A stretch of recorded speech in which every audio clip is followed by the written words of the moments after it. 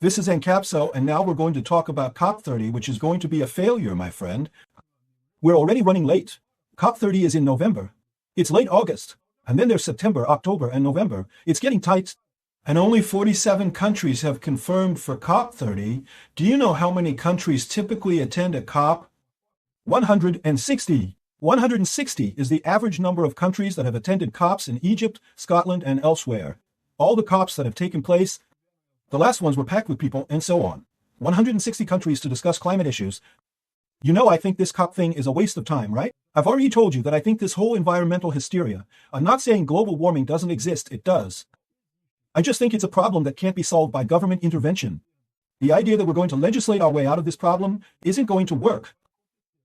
But it's a major event that draws a lot of people and drives the regional economy, and now, thanks to Lula's foolishness, COP30 here in Brazil risks being a tragedy or a complete flop at a time when the environmental agenda is already being sidelined, both by Europe, due to the war, and by the United States, due to Trump. Trump doesn't take it seriously, and I think he's right. I think it's a problem that exists. But the solution isn't political, it's technological. In Europe, the problem is the war in Ukraine with Russia. Energy has become complicated, so you see Germany reverting to coal. Belgium has resumed nuclear power, and several countries are revisiting their environmental ideas. Let's understand this case. As it seems, Lula asked the UN to fund the hosting, and the UN asked Brazil to host. Brazil wants the UN to expand hosting for COP30, but the UN is asking Brazil to subsidize it. In other words, it didn't work out, my friend. This news was suggested by You Não Sou Cachorro Não, Stanley Ipkiss, who was wearing a yellow suit, and several other people. Thanks to the people who suggested news on our website, Libertarian.com, and thanks to you for watching our video. If you like our content, please like and subscribe to our channel. So only 47 out of 160 countries have been confirmed for COP30. It's possible that others will still confirm by November, but November is just around the corner. It's about 2 to 3 months away. But it's getting close. In other words, when a country attends a COP like this, it's not just a whole delegation comes, including people from the country and security personnel, a lot of people. Typically, these countries confirm in advance and make arrangements well ahead of time. At this point, many countries should already have confirmed their attendance. We know that the UN has repeatedly asked the Brazilian government to withdraw the COP from Belém do Pará because, again, Belém do Pará is a great city, a beautiful one. Hosting a COP in the heart of the Amazon is a great idea, but they made a mistake because they failed to consider the scale of such an event or the amount of infrastructure needed to support it. As I've already said, if they had done proper planning, they could have hosted the COP in Belém. They should have planned it like the Olympics, for example. The planning for the Olympics, as you know, isn't done by the host country's government. It's done by FIFA and by the International Olympic Committee, IOC, and they're aware of this.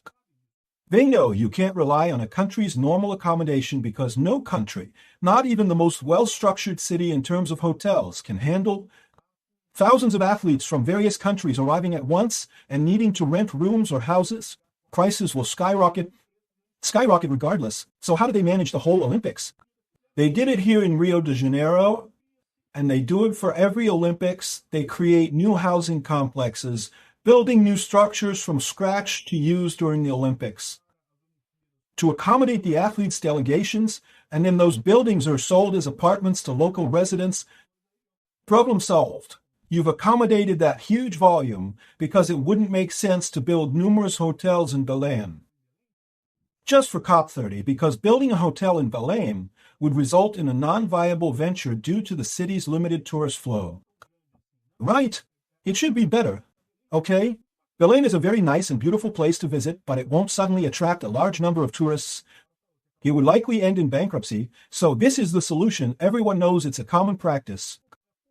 If Lula had done this back when he promised COP30 in Belém, maybe it would have been feasible. It's too late now to undertake such a project. There's no time left for anything else, right? Risks being a terrible replica, a complete failure, as was the case with the BRICS meeting here, okay? For those who don't know, the BRICS meeting here in Rio de Janeiro was a complete failure, and everyone is talking about it here. Several restaurants were hired to serve meals to thousands of people, but they didn't serve even half of them.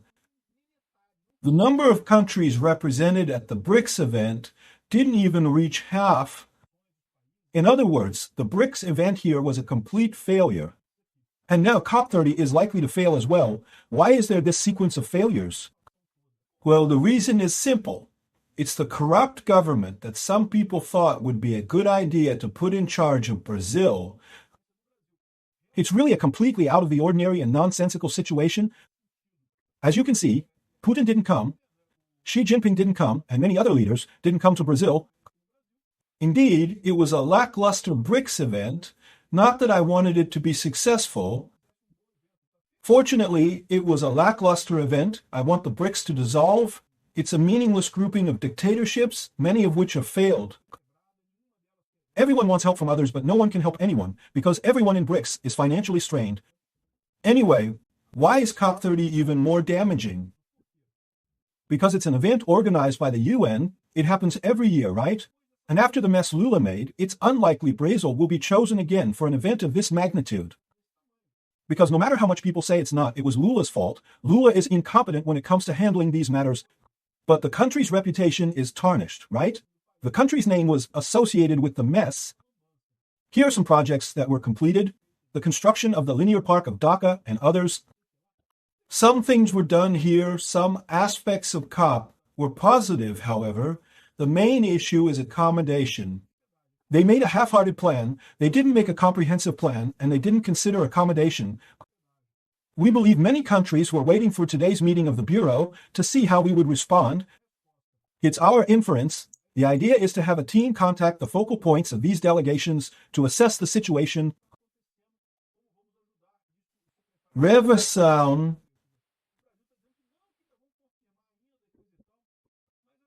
Conteúdo. Texto. It's going to be extremely empty. You won't see a single person in the traditional socialist media saying it completely flopped, but you know it flopped. We know it flopped.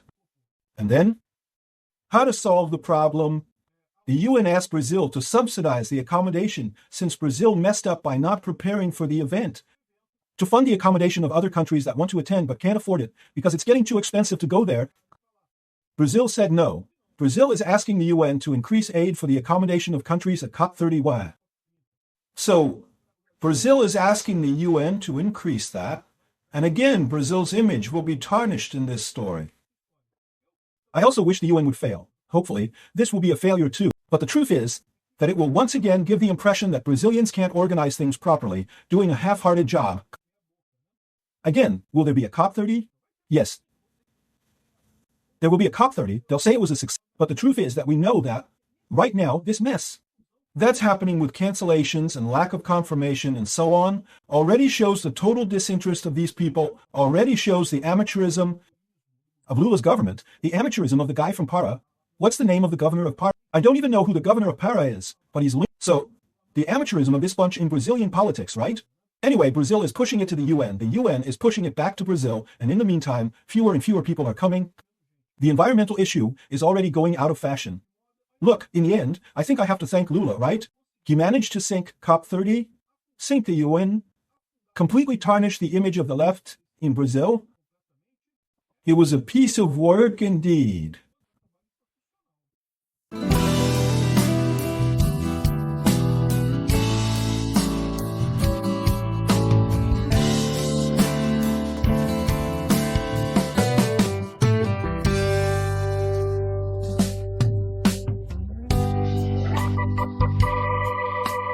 No additional text or context was provided